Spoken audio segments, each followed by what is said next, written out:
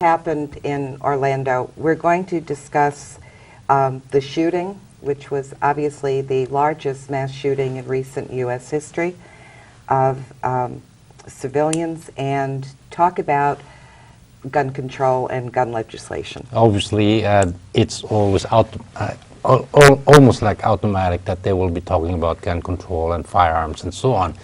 And we will also touch on the motivations of the shooters, and also find out exactly what might be behind his mind when he did something like that, because that is not natural. There is nothing like this, I would say, in the past, maybe a few, that somebody would just take a firearm or anything that would just slaughter people, and it seems to be getting more and more frequent. Now, I remember that in the olden times, people do kill people, but it's because of either some revenge, which is after another revenge, and so on and so on. And I was telling you, Bonnie, that I think one of the flaw of a human being is that they have this killer and the murder gene. And the murder gene. You talk about the murder gene? Right. Now, animals have killer genes, so they kill because they have to kill to eat. But humans don't kill just because they want to eat, but they kill because they either want a revenge or something that had done to them, or something that was done to them in the past. Now, in the old China, there were, of course, similar things like this, but if somebody gets caught because of either a plot or that they have done something in attempt to kill the emperor, that emperor will put up a decree to kill not only the suspect, but also the parents and the siblings and all the family down the line. Please, I think I've been hearing that in the presidential debates by one of the candidates. Right. So, yes, all right. Well, you know, let's talk. that's where they're coming from. That's and where anyways, it's coming so from tell us. ancient China, medieval. And that happens times. also in you know, in every different types of society, primitive as they may be. They may be primitive, and they still do that. But yeah. I've never seen somebody just for some reason or another just kind of take something and do a mass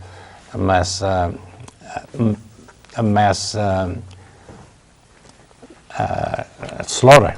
So, anyways, here we are. Okay, tell us about this event, Bonnie. All right. Well, I think that it just brings to a head a lot of the other shootings. They all have something in common. Orlando, Sandy Hook, San Bernardino, the church in Aurora. All of them had one thing in common. And go ahead and tell me what you think they are. Well, the one thing in common that you're leading to is I don't want what I'm leading to. Is that this was done by an instrument of death. No. What is the first thing that you said to me? Oh, it was some kind of a religious thing. And I immediately say, well, it's either that or some deranged person, or both. Unfortunately, Ben, that's became the topic, and it becomes the topic of the legislation for gun control, because ISIS is going to get us. It becomes the topic of the NRA because of, let me read you the headline. Well, let me just read you the headline. Since you asked me that question, what comes to your mind? I would like to our audience to tell us, when they hear something like this kind of mass shooting, what comes to their mind as to who might be the perpetrator? Never mind who might be the perpetrator. What about who was killed? Well, first of all, you go in, it's a black church in the South. When you look at Sandy Hook, okay, I mean, those are the victims, Bonnie. Yes. So what do they have in common? The one thing about the victims, one victim are children. a group of victims are gay people. Exactly. Another victim is in the church doing Bible study. So what do they have in common? I think you're looking at it at the wrong end of the telescope, Bunny. No, I think that if you would let me, I want to just read the headline that describes the NRA's point of view. Destroy racial Islam, destroy radical Islam, not the right of law-abiding Americans to protect themselves. That is what's wrong. It is this constant, these are all hate crimes. They are hate crimes against... Are these crimes done because of what the NRA said, Bonnie?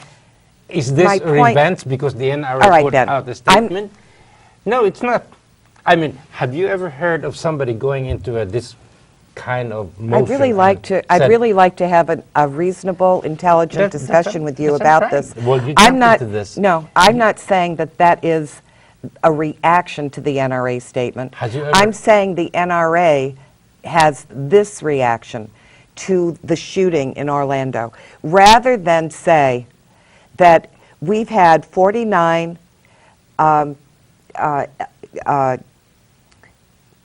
people killed in Orlando that belong to the gay and lesbian community, rather than look at who these victims were and recognize this for what it was a hate crime. You have so much hate then that is perpetuating right now. If you look at the statements, at the very first of the statement, there's a paragraph there that says that we offer our condolences to all the families of the victims, and so on and so on. Even Donald Trump said that. Would you like to read their first statement? No, this was not done on the first one. Oh, you read something else? Yes, of course. This wasn't the NRA statement that you read. I see. I must have overlooked that one. In your case, immediately the first thing that comes to your mind, Bunny, when you have this kind of mass shooting, is the first thing that you did is blame the NRA. Ben, that is not true. That's what you're doing. No, I'm using that as an example of how this perpetuates even more hate.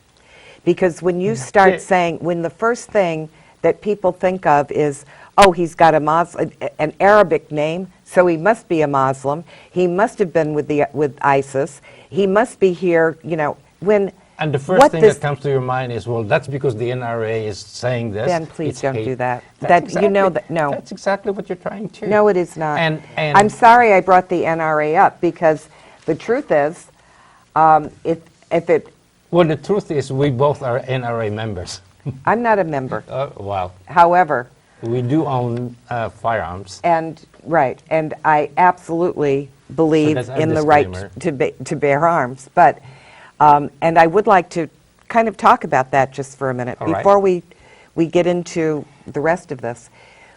When Connecticut first passed its gun control legislation, there was obviously a lot of talk about these are the strictest gun control laws in all of the United States. And people were just so upset. Now, when I was growing up, my father taught me how to shoot.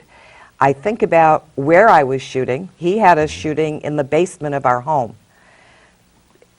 I mean, it was not a safe environment for children to learn how to shoot. No, you could go blind. And it was not safe. However, we were surrounded by guns, and people that knew my dad knew that he was a gun collector, and but we all learned to shoot. But when I met you and we had a family, I would not even, never mind a real gun, I didn't want water guns and toy guns in the house, because I really wanted our children to grow up understanding that guns are not toys. They will kill somebody. It is not something to play act at killing other people. I never approved of that. However, now that we don't have children in the home anymore, and Connecticut passed this gun legislation that everyone was saying, this is against my constitutional rights, and they're the toughest laws in the country. So I came home and I said, I want to own a gun. I want to shoot again. And part of it was that I do believe in the Constitution, and I don't.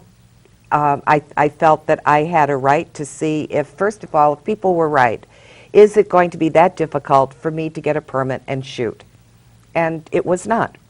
Process was a little long. Well, it took some time. They have to do How your many- background check. Thank goodness mine did come out okay, folks.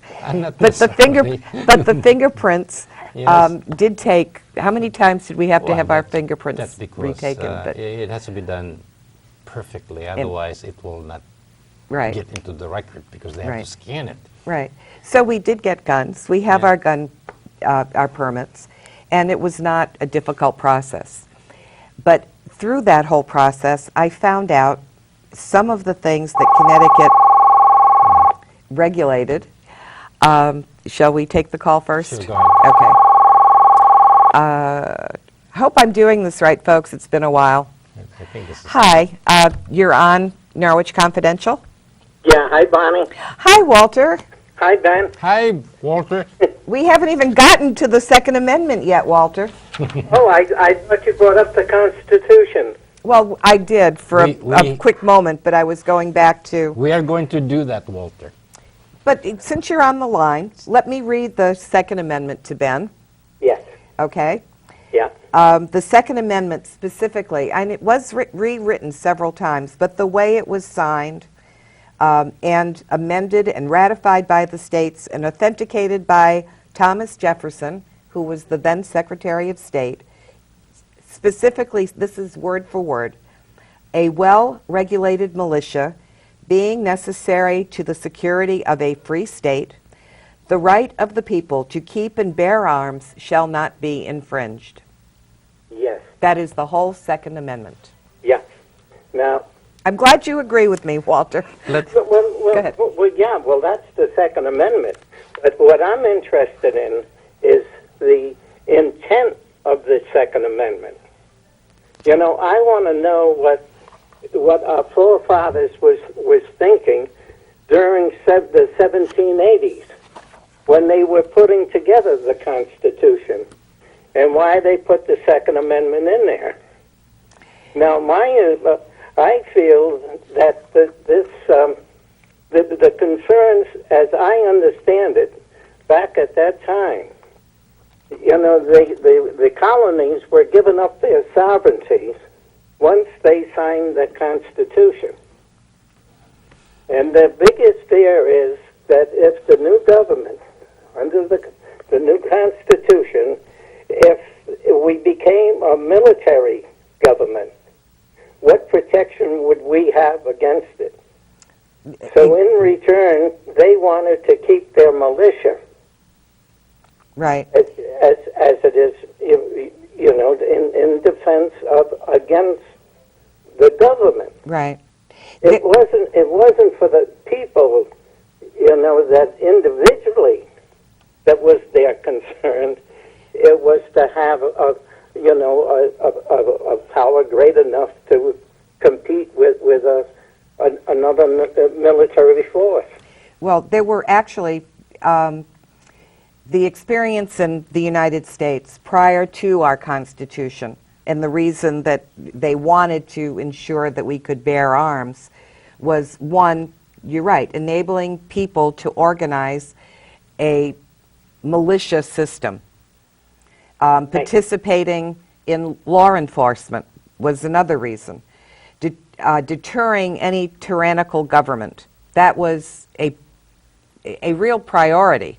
Right. There, you said it better than I did. Yeah. And repelling any invasion Yes. and suppressing resurrections. I mean, you have to remember... Insurrections, yeah. Insurrections. I mean, you have to remember there was slavery at the time. They felt they wanted to prevent the revolts by the slaves. I mean, all of those were reasons why it was important that they said that the right for people to bear arms shall not be infringed. And that is really clear. The right of the people to keep and Right. bear arms Meaning- shall not be infringed. You're interpreting it, so give us your interpretation again. Well, I don't think they meant individual. You know, as you read that line, you know, you still got to keep in mind the Militia? the militia.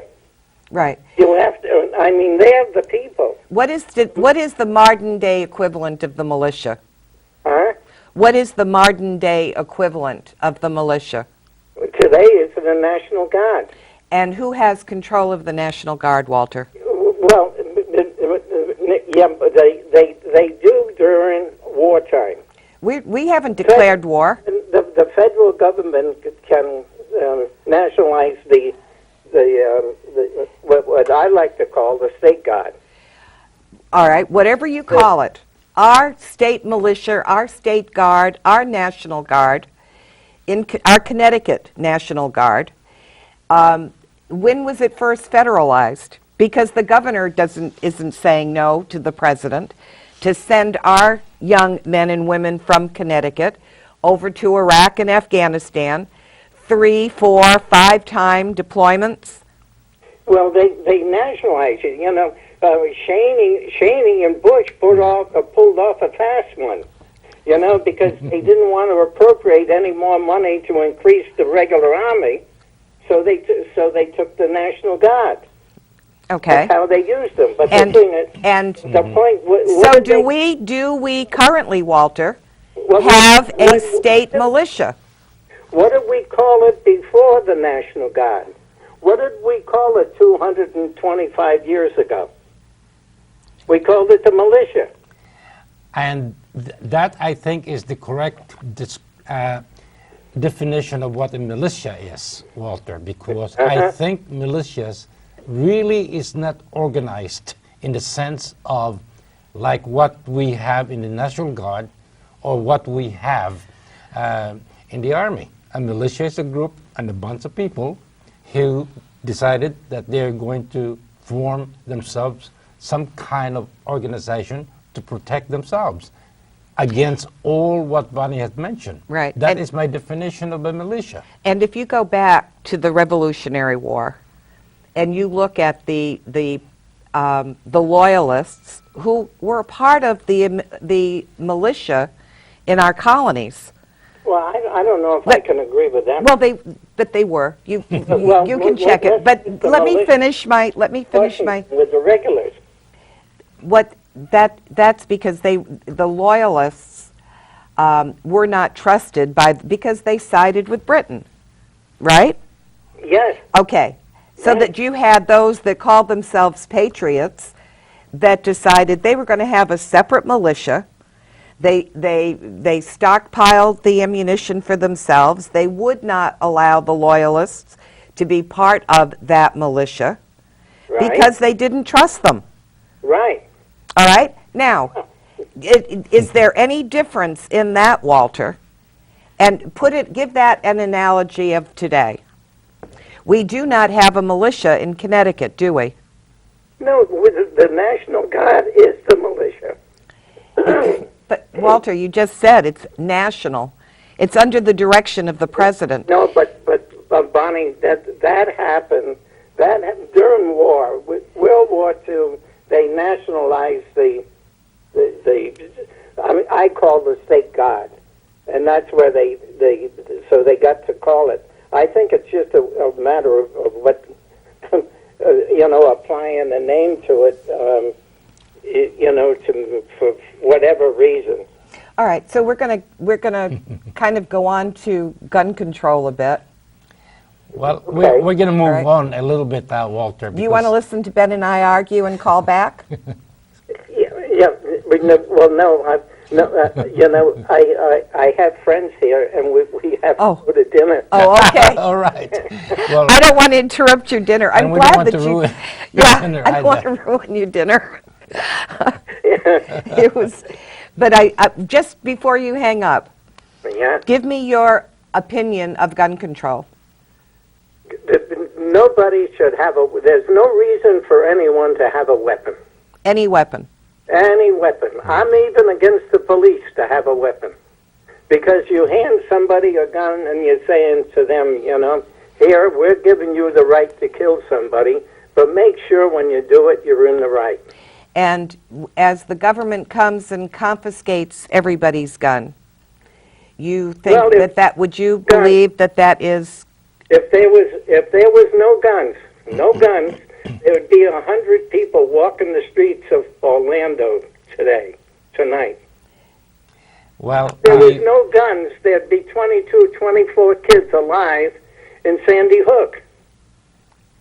If there was no guns, the people in Boston during the marathon, they'd be alive today, and they'd have their legs in their arms. at the same time, Walter, I can also tell you that if there had been no guns, those bad guys who had threatened to kill the good guys would probably be successful. No, those bad guys, we get a hold of them then, we're going to put them away and throw the key away, and they'll never see daylight again. That's what we do with our laws. That's what our laws are for. Well, I do have some personal experience on those kind of things, Walter, that I will just move on so that I can explain to you what happened when I was growing up in the Philippines. we've got to talk about what's happening here in the United States. So Bonnie's already all giving me the eye that says that we have to talk about what's coming. What's happening. We're supposed to be a people of laws. We're supposed to be. Those are the things that... I agree with you, I agree with you, Walter, but... We fully agree with you, Walter. It should be. That's what we're supposed to be. And However, do you honestly trust everything that's happening right now? No. But then we have to discuss the reasons why it's happened. We can discuss it till doomsday, Walter. And we will do that. We'll try and make an attempt to do that, Walter. Okay. All right. Thank you. Thank you, and Walter. congratulations on your medal, by the way. Oh, yes. Thank you. Yeah, Okay. and yours too, Ben. Oh, thank you, Walter. It was good to see you yesterday at the ceremony. Thank you. Okay, Walter. Good night. Bye-bye. So here is this one person who had what people or the media calls an assault rifle and a semi-automatic pistol or handgun. Right. Who went into this huge nightclub that has over 300 people. Right. And proceeded to shoot them and was able to kill something like 49 people. And wounding more than 50 people. Right. And there's a lot of discussion about that, Bonnie, and there's going to be, you could probably argue in each and every little details on this, and there probably will not be any correct answer, because the facts are that 49 people died, Right. and more than 50 people were wounded, Right. and also, of course, the gunman was killed. So that's the only fact that I think we will ever know. Now, what is motivation? Well, how did this happen? There's more facts than that, Ben, because when I started reading, I wondered, well, how much did the FBI really coordinate with the local police? I mean, if we had someone here who was a security guard, let's say, at the Niantic prison, okay, and yet he lived in Norwich, I would really think that our police department would have, if they suspected something, they would have first kind of checked out what they thought, and then kind of notified, first of all, the security agency that hired him, which is exactly what happened in Fort, I forgot the city that all this happened in, because it's just outside of Orlando, but the police chief did notify the contractor that had hired him, because he was a security guard at one of the courthouses, and they were concerned about him. They had some concerns. So his company switched him to work someplace else. But that didn't satisfy the police chief. And I think that he probably had reason. It doesn't go into reasons why, but it was the police chief that notified the FBI. So they kept that investigation open for a full year, investigating him and interviewing him twice, speaking to him. And there was a great quote about, you can't arrest somebody for speaking out against our government. We have freedom of speech. Well, the conclusion was that they did not find anything that they can charge him with. That they could charge him with. So right. they dropped the investigation, or at least the surveillance, and let him go. Now, is that an exception? Or is that an exception, or is this routine? I'm sure that this must have been done It's routine. millions of times Exactly. in every workplace in every city. Right. I tried to look And- up how many of these types of investigations the FBI has to have. And the truth is there are so many that they can't even count them. They have over 1,000 calls come in every single week. Yes. Over 1,000 calls. Right. They investigate all of them. They said the majority of these, sometimes it's just like a revenge. It's just some crank calls, probably. Right. It's having Somebody some doesn't fight. like their neighbor, or they don't like Muslims that are living in the community, because again, it's another form of hate Well, harassment. whether you like it or not, Mandy, there will always be hate in this country. Or any other country. I just keep hoping love overtakes it at some point. I don't think that I have a... You used to say that all the time to me. And all this time that we're talking about hate and trying to educate people and so on, and it gets worse and worse by the day. It's because, Ben, again, when you look up to organizations and other people, and the first thing they say is that it's Islam. It's not. When you really dissect the mental, I mean, for somebody who is so homophobic or is so prejudiced against blacks or has, and you look at the hate that radiates, all you have to, I mean, even if just watching some of the rallies by Trump where the hate just gets perpetrated to the point where they're beating each other up, or they'll beat somebody that's in the audience. I mean, that it's tolerated, So- and people think that then it's okay. So we agreed on one thing, Bunny, that what's in the mind of the shooter is there is an element of hate. There is an element of hate. And that we agreed on. Yes. All right? Now, whether it is hate towards Gays somebody, or or- whether it's hate towards himself, or whether it is hate towards the United States government, or whether it is a hate towards his religion, or whatever, there Right. is that ongoing and really boiling over hate.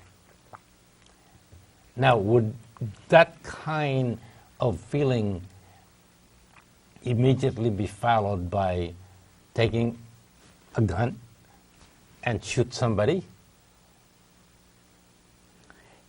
If you're in your right mind? Now you- No. I Now mean, you- I can't say that I hate.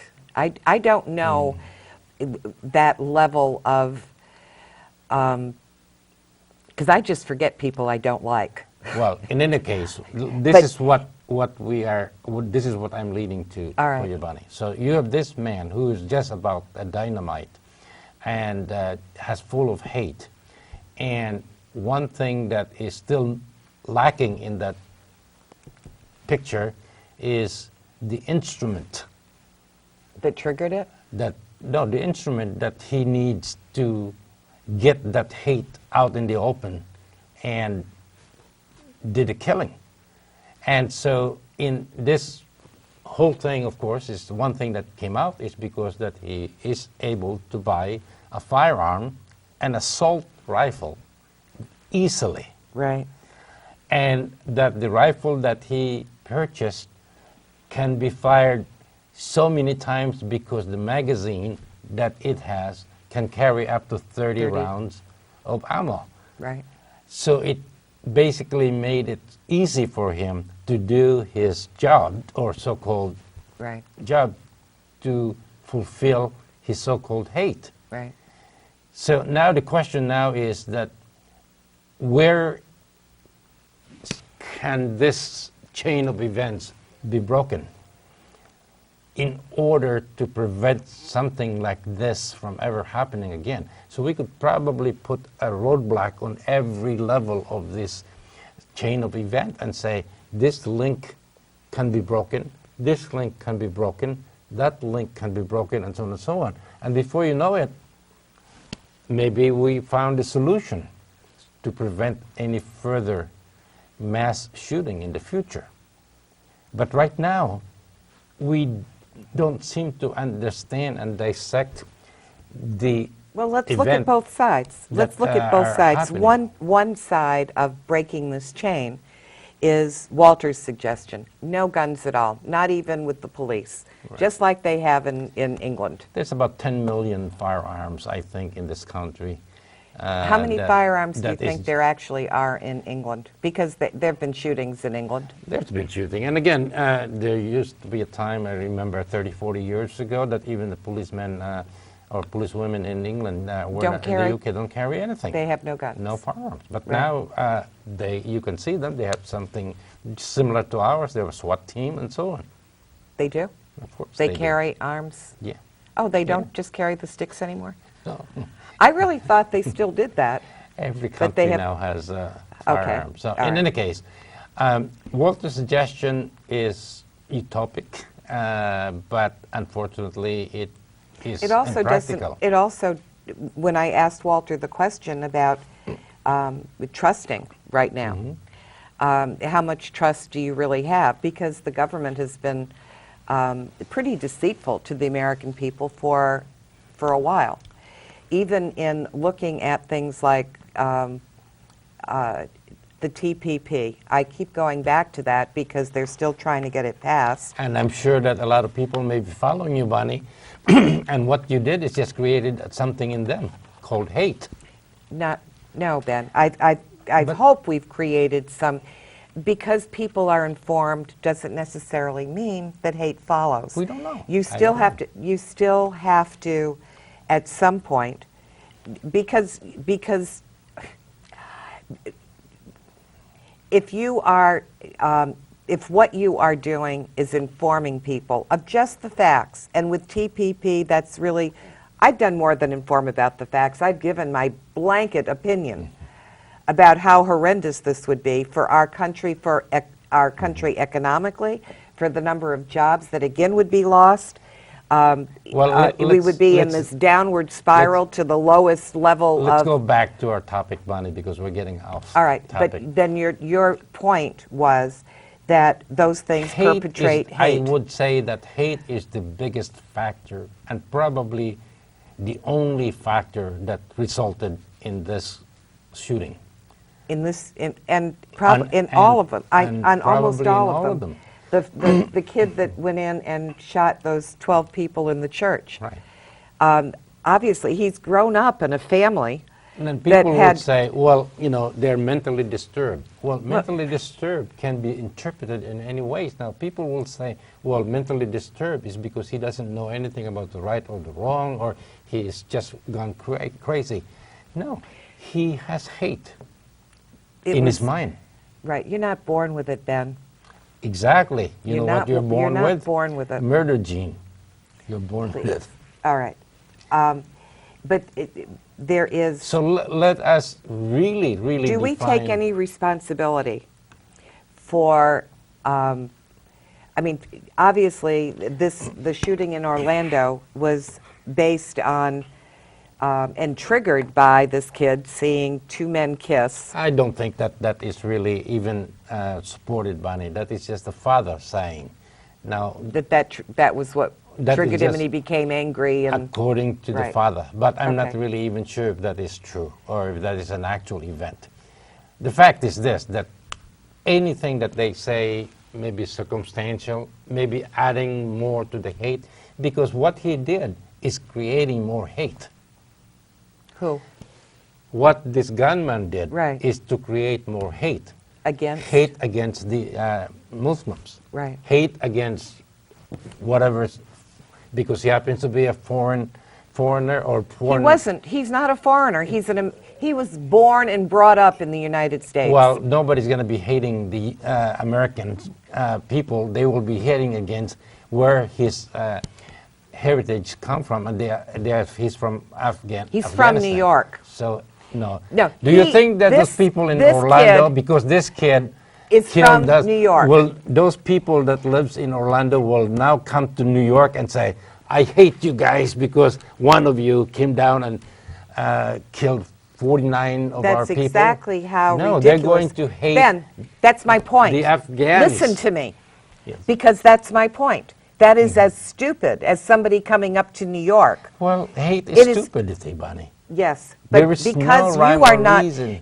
if you do not continually just try to get real facts out, the fact is he is a U.S. citizen. He's an American. He And does comes it from New justify York. it, Bonnie? It doesn't I'm justify not saying it justifies It doesn't justify Ben, that. It doesn't make any difference as far as you everyone don't, is please concerned. don't try to twist this around. Well, Be- that's what you're leading to. No, You- what I am leading, you listen to are me. defending- Christine's going to call you to tell you to listen to me for 1 minute, because I'm not saying that it justifies anything. I am making your point that to say that this American who comes from New York, People are saying, let us stop the Muslim immigration. Oh. That is what is coming out of this, Bonnie. and that's how stupid it is, Ben. Exactly. It's I as agree stupid, with you. But right? did anybody ever say, let us stop New Yorkers from coming down? Exactly.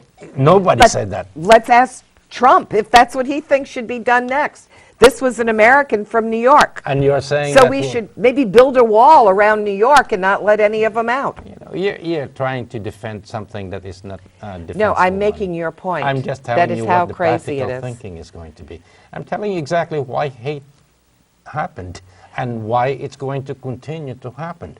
Because this is simply like, All right, one so of let's the quickly get on explosion to... of an atom bomb. All right, let's quickly get on to gun control then. So we heard the real far right side, right, of the solution, and that's just to take everybody's guns away. What do you think would happen if the government decides, okay, we're going to ban all weapons, all weapons? Well, that would be the road to tyranny. And that happened before in every country that was ruled by tyrant.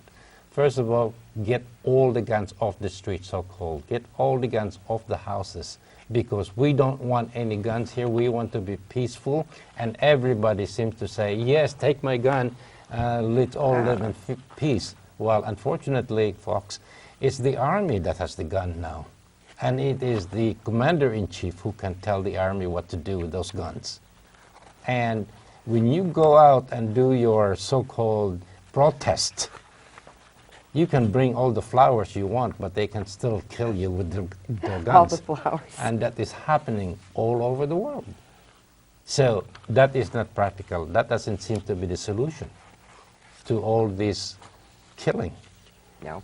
And so we come back to the situation of, well, let us blame the instrument of the death that occurred. So let us ban all guns that have this feature that can shoot something like, 30 rounds in maybe 2 minutes or something like that. Let's ban them and so on. Well, the thing is that you can ban all those guns, but you see, human beings are so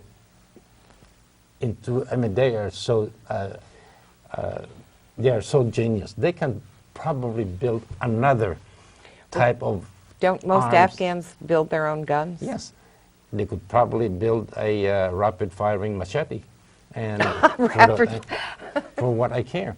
So, so you're trying to get away the instrument of death, thinking that, well, gee, we're going to be able to prevent further deaths in the future. Well, the fact is that that's not going to happen. But I'm not as concerned about, I don't want to see any more of these deaths occurred because somebody goes nuts, and but as soon, I mean, every single state is doing the same kind of cutbacks. How much was cut back from mental health here in the state of Connecticut? A lot. We probably, again, this is another thing. Well, let's figure out how you know, you try to explain something that is unexplainable. Hate is so unexplainable, and you cannot blame it on mental health. Yes, there is mental health. That's why they are in that situation. But how much mental health can you use to prevent something like this? Well, I'm not sure. I cannot answer that question. There are several degrees of mental situation and mental health. And Do you think with the one thing that I did not find out with all the investigation that the FBI did on this particular case in Orlando, it didn't say whether or not they had ever insisted that he have an evaluation. They just interviewed him. Right. And it seems to me that most police officers, and when you're looking at someone, you're especially the FBI and the police, they're looking at, did you break the law? Is it true? Is it probable that you may break it? I mean, probable, then you're going to have to observe him, because you can't just arrest somebody because he doesn't like gays or they don't like blacks, or they talk about the injustice of the federal government, or whatever, you know. I mean, you can't arrest them for that. You can't keep them under surveillance, and you can't take away their property.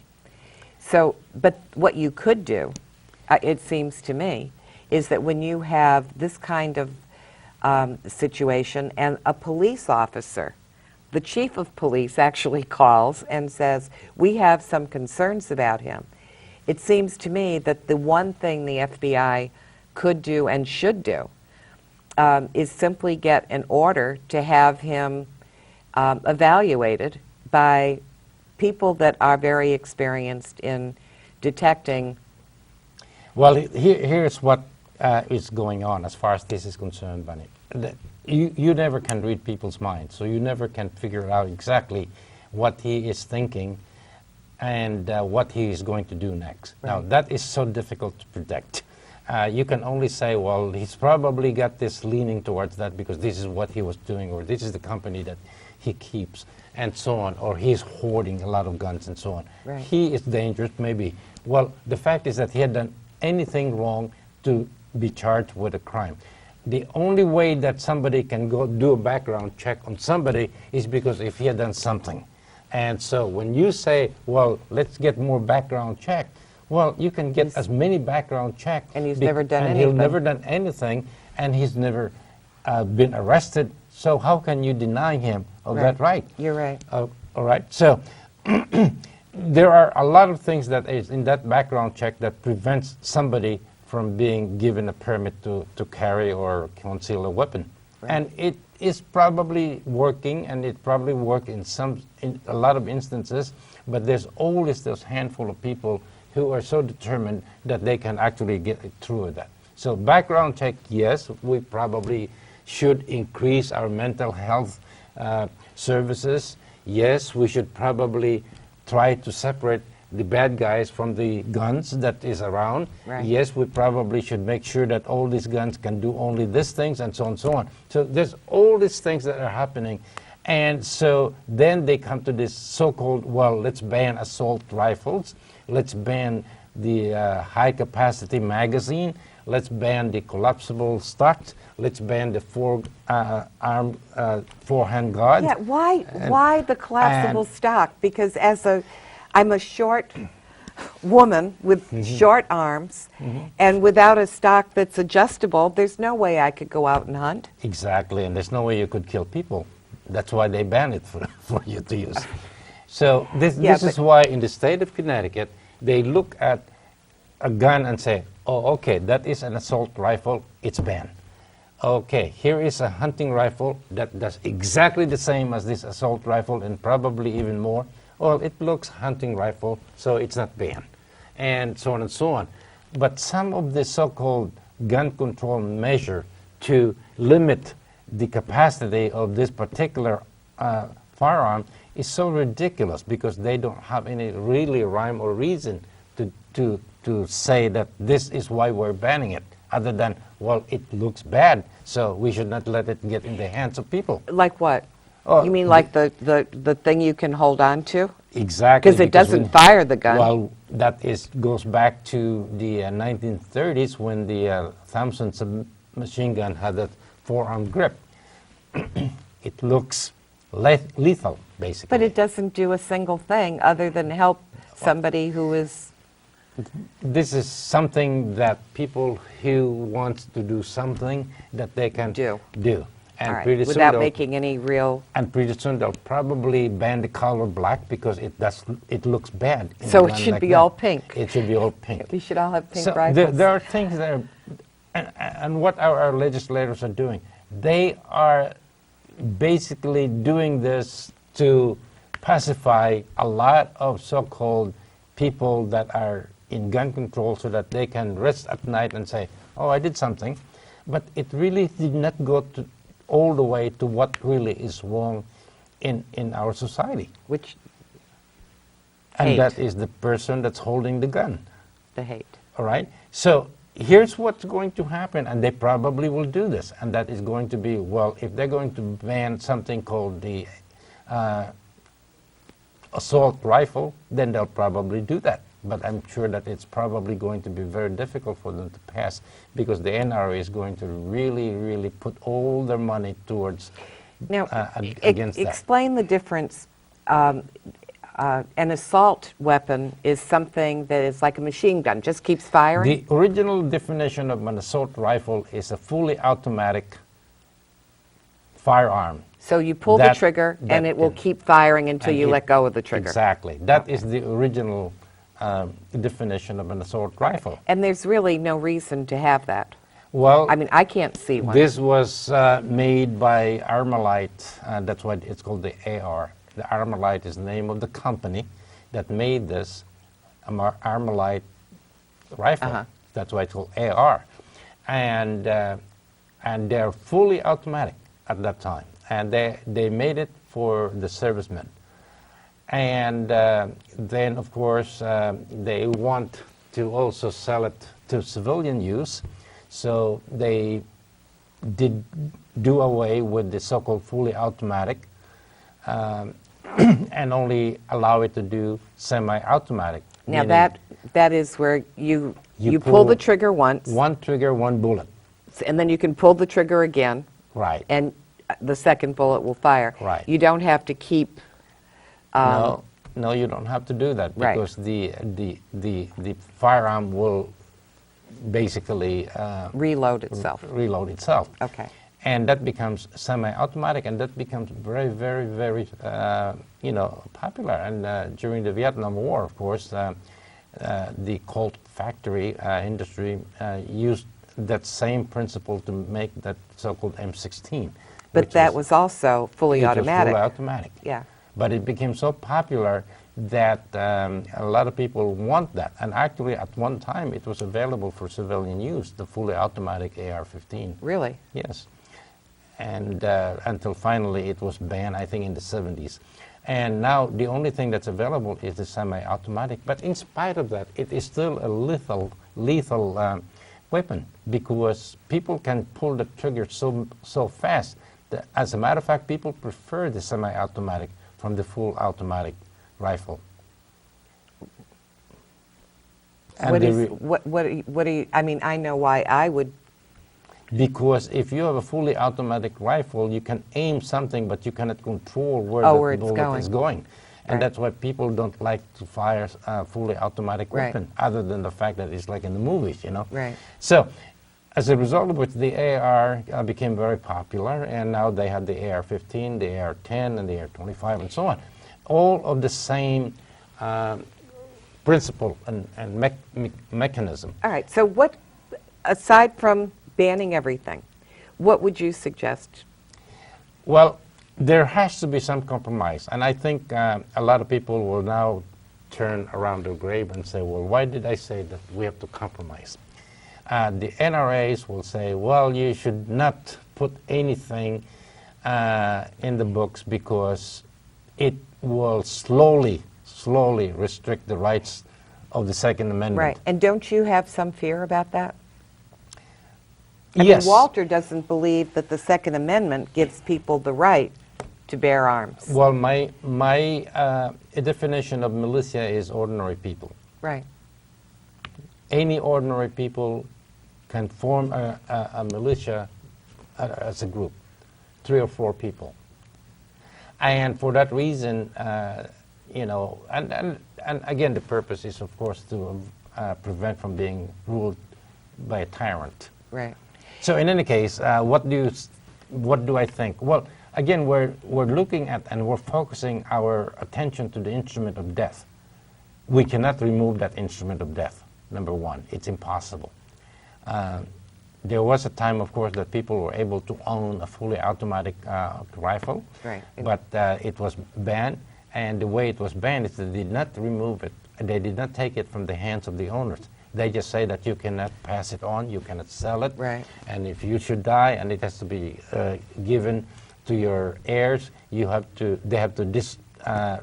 Make destroy it the mechanism. Right. And that is probably what's going to happen to the AR-15 if we are going to ban it in the future. But The for automatic, now- the fully right. automatic one. Well, Is that what he had? And no, he's Oh. got a semi-automatic. Things will happen, and I think you know, the NRA is probably going to resist everything possible. But I think what I'm saying is this: that all our legislator is going to have to figure out something, and they have to have somebody who knows firearms to be able to say, do we need this feature? Do we really need this feature? Do we need that feature? And they will probably eventually tell the manufacturers that, hey, listen, yeah, you can have the magazine that can load 30 ammos, but every 5 it will jam, so you have to detach the ammo magazine and put it back, and every 5 it will jam and you have to put it back. That's one way of doing that. Or they can say, well, we're going to put a lock there so that once you put in the magazine that carries 30 ammos, and once it's done, and you cannot just simply push a button to Release release and that. reload. You have to have a key and something like that. So that can be done. Yeah, but is there a real reason why you need 30 shots rather than 10? I mean, I really, when both of us now are pretty familiar with Connecticut law. Yes. And I don't find that law terribly restrictive. However, we have talked with people that are so adamant. Yes. They believe they should be able to own absolutely anything they want. Yeah. Machine guns, these high-powered, they believe that, Well, that there's that the- is their the- constitutional right. Yeah, it's the extreme, all right? The But I extreme. think both of these are the extremes. Well, yes, one extreme is Nothing. You know, Walter says no, nobody should own something. The other extreme is, yeah, I have the right to own everything. Yeah. So there has to be, I think that the more I'm finding out, the more pleased I am with Connecticut's laws. I think not Connecticut sure- is very restrictive, and I think Connecticut laws are just made because of that event that happened. Yeah. And if you really look at the ban, they just cast a broad net. There were some things on there And- that I'm finding Right. kind of But foolish. on the other hand, also, you know, I think everybody is going, once a state passed those kind of laws, the other state is going to do the same thing, and not only that, but try to tuck it even further. Yeah, but then you still have states like, okay, we are almost getting to the end of the program, and the one thing we wanted to do was just roll this, just to let you know how serious this whole issue really is, and to at least remember 49 people.